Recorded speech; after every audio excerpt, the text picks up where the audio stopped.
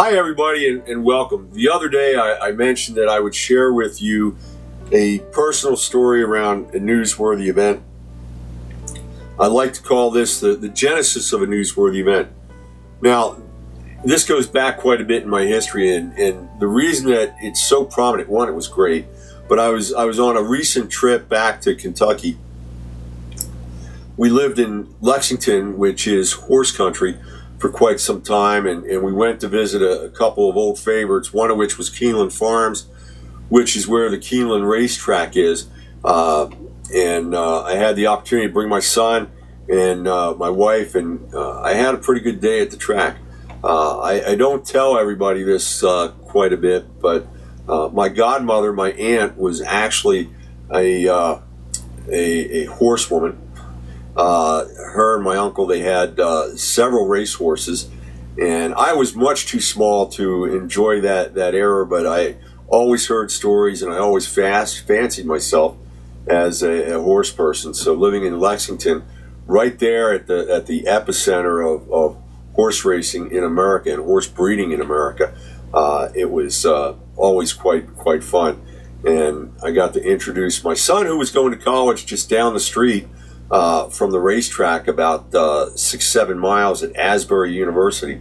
Good thing Asbury is a Christian university, and they frown quite a bit on vices like gambling. Not that I gamble quite a bit. As a matter of fact, the entire time we were there, that was one bet, and I played the trifecta, and I have a good eye for the horses, let me just say that. At any rate, while we were there, I started thinking about a horse named TellyPops.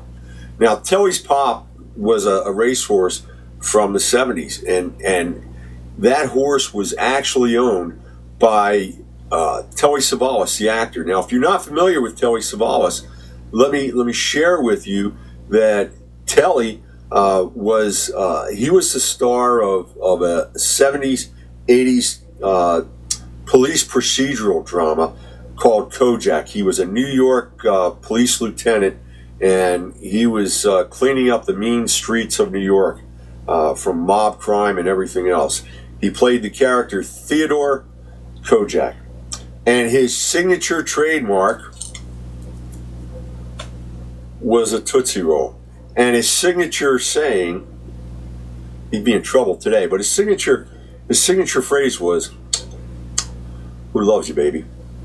That was Telly Savalas. It was actually quite a cool show at the time. And at any rate, the reason I started thinking about it was because back in the 80s, I had lived in Kentucky, as I said.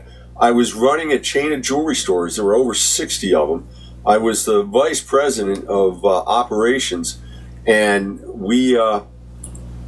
the owner of the company was a gentleman by the name of Harry Cohen.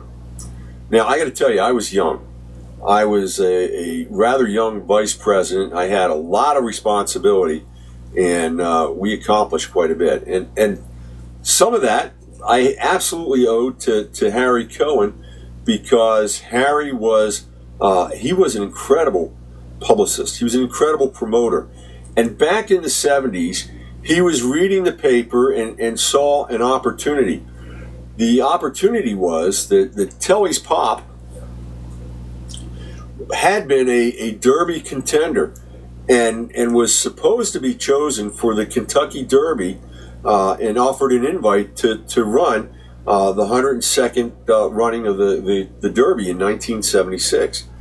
And unfortunately, the last couple races that determine the final status of whether a horse gets invited or not, which were on the East Coast. Now, TellyPops' success all took place in California, and when TellyPops came east, he just didn't quite have the finish that they were looking for Derby winners, or Derby runners, I should say. And Telly Savalas and TellyPops were not offered a place in the Derby, in the Kentucky Derby. Now, the Derby officials, they were excited to have Telly Savalas there. He was going to give some sort of speech, and had something to do with the start of the race, but he was not in contention to win the gold Kentucky Derby Cup, which is what the winner and the owner of the winning horse receive. And but Harry, he had this great idea. He said, "Why don't we do something for Telly?" Now Harry had he was very successful at 27. He was already starting to grow the company, and he had a few investments in racehorses. So he was involved in the Thoroughbred Association of Kentucky, and he reached out and he said, "Why don't we give Telly Savalas a gold lollipop, gold Tootsie Pop?"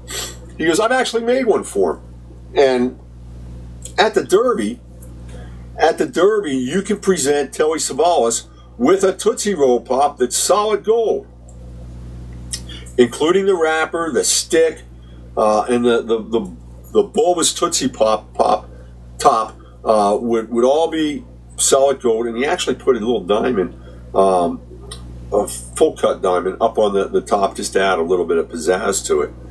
And the Thoroughbred Association, they thought it was just a great idea, and they were excited, and consequently, it turned out to be a huge success. And there was even a number of articles that were done around the state, probably around the country, because it went out on the wire. And stories were told, and C&H Royal Jewelers was put onto the map really for the first time. So what was this event? Well, here are the facts. It was involving Telly Savalas. The idea was to replace the trophy with a gold lollipop, a gold Tootsie Roll Pop. It was at the 102nd running of the Kentucky Derby. It was going to be at Churchill Downs, which is Louisville, Kentucky. You got to say Louisville, right, by the way. It's not Louisville, it's Louisville. And the reason was that Telly was the star of a popular TV show, and he was a horse owner, and he was becoming part of the Kentucky Thoroughbred Racing Association scene. So everything just kind of fit real nice together. And Harry, Harry was just an incredible guy. He was very involved in politics, and was able to get Kentucky Governor Julian Carroll to actually be the one to give Telly the lollipop and make the presentation at the Derby. So there you have the genesis of how a newsworthy event kind of comes to play. Well, let's go forward 10 years, 1986. I'm now with the company. Harry is going to be. He was 27 in 76. He's now 37 in 1986, and he's got this young guy who's heard all the stories. The young guy being me, if you can believe it. And I'm doing my thing, which is I'm monitoring my environment. I'm checking papers, and actually back in that time frame, I was actually a contributing author and panelist on the Modern Jeweler magazine executive panel, which meant that once a month I would be called, and they would interview me to get my thoughts on a particular jewelry subject, usually with regard to the economics of the times, but sometimes on product as well, and new discoveries and so forth, new stones. So I was getting my feet big time wet in the area of public relations. I had worked very hard to get on the Modern Jeweler panel, and I really had a hand in driving our public relations effort, even though my main focus was stores. Again, you'll remember that public relations sits sometimes in executive communications, so it made perfect sense that I would have a heavy hand in what we did with regard to public relations. At any rate, I'm reading the paper and I see that Telly Savalas is coming back to Kentucky. He's going to make the commencement address at the University of Kentucky. And guess what this guy says? Bing, bing, bing, I got a brainstorm. Why don't we do a TellyPop 2 and create a second gold Tootsie Roll Pop for Telly Savalas?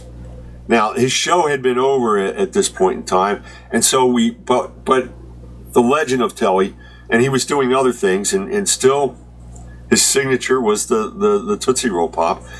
So we thought it would be a great honor for him if the university thanked him with a public display, which would be the presenting of the second Tootsie Pop.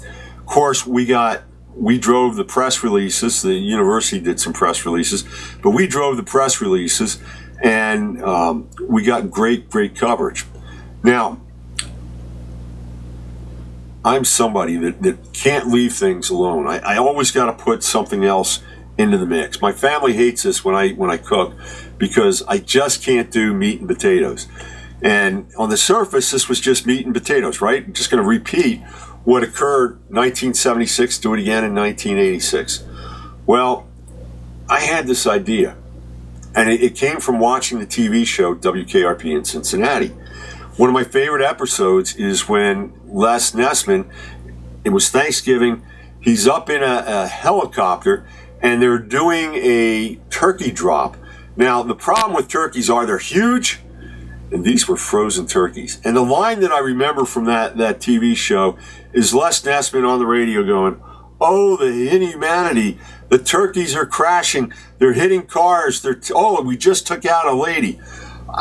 It was hilarious. Well, I had an idea that we should do it all again. So it would be Telly Savalas. We would have a second gold lollipop, and this time we would do a lollipop drop. And you've probably seen Dum Dums.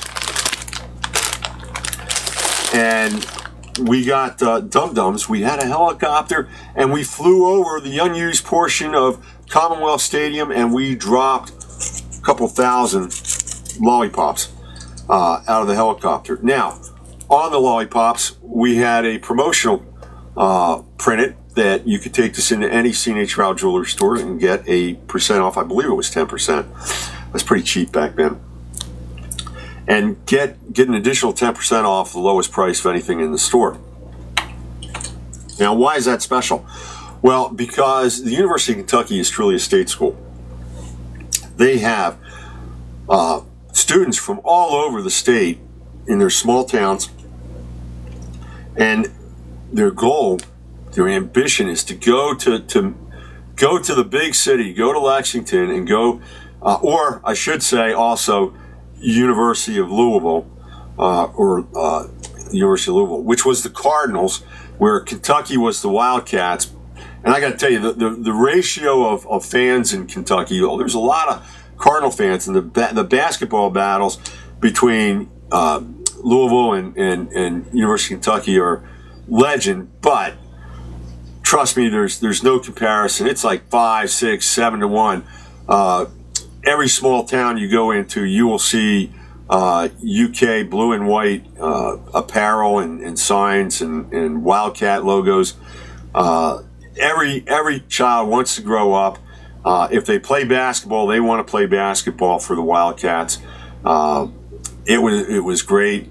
While I was there, I had season tickets to basketball and football. Basketball is played in Rupp Arena, which is named after the only NCAA coach at the time that had 4 NCAA championships under his belt from the 60s, and that was Adolph Rupp. When I was there, it was Eddie Sutton was the head coach, and I don't know how many of you are basketball fans, but Rex Chapman was a freshman at that point in time. But at any rate, we sent out. Everybody picked up a lollipop. We had a couple thousand. They were printed. I had them printed up with the coupon, and we did press releases for all this and got tons of coverage. We also did a distribution plan where we sent the press releases to every small paper throughout the state because that's where we had stores. As a matter of fact, Middleborough, Kentucky, our store manager happened to be the mayor of the town, and so we had great presence throughout Kentucky, and that was pretty much what I wanted to share with you. The idea of where do ideas come from, how do you develop them and put them together, and then how can you do it again and add another layer to it even. That's what I call the generation of a newsworthy event. Now, I have not said whether this was a real event or a pseudo event. What do you think? Let me see a share. Raise your hand. Okay. For all you that said pseudo event, let me tell you, you're absolutely right. This was contrived. This was planned. It was thought of. And it was highly executed. And we could do it over again, right? One of the marks of a pseudo event. So there you go. That's all I got for you on this. I hope you enjoyed the story, and we'll talk to you soon.